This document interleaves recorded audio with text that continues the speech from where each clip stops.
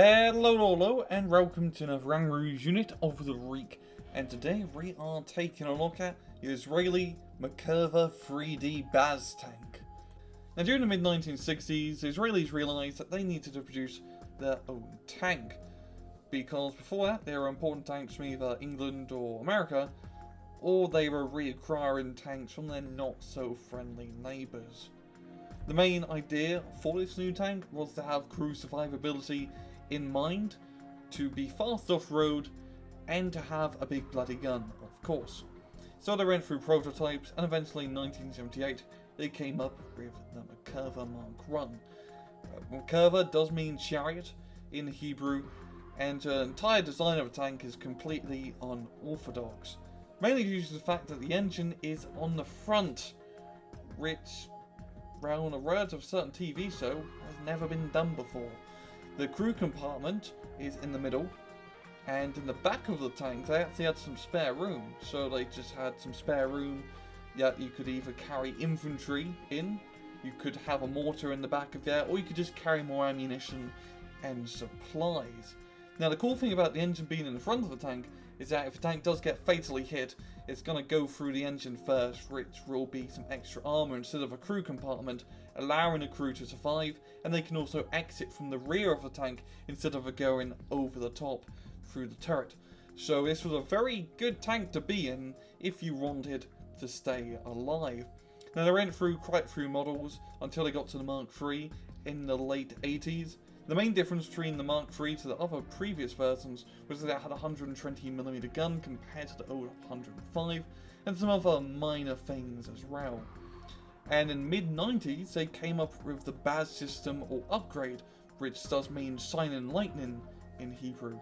The main things being nuclear protection, an upgraded fire control system, and most importantly, an actual air conditioning system.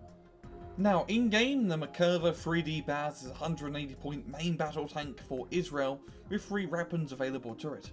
The first weapon being the MG-15 ram 120mm cannon, with 28 rounds available to it, with a range of ground to 2,275 meters, 65% accuracy over the board, 23 AP, 3 HE, and a rate of fire of 10 rounds a minute.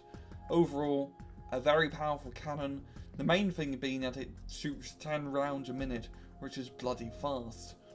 And secondly, we got the Lahat ATGM with 4 of these missiles available to the tank, with a range of ground to 2,800 meters, 65% accuracy, 55% on moving, 22 AP, and a reload time of 6 seconds. Overall, a very powerful missile all around with very good stats. And thirdly, we got a 50 caliber machine gun, or 12.7mm if you want to be European.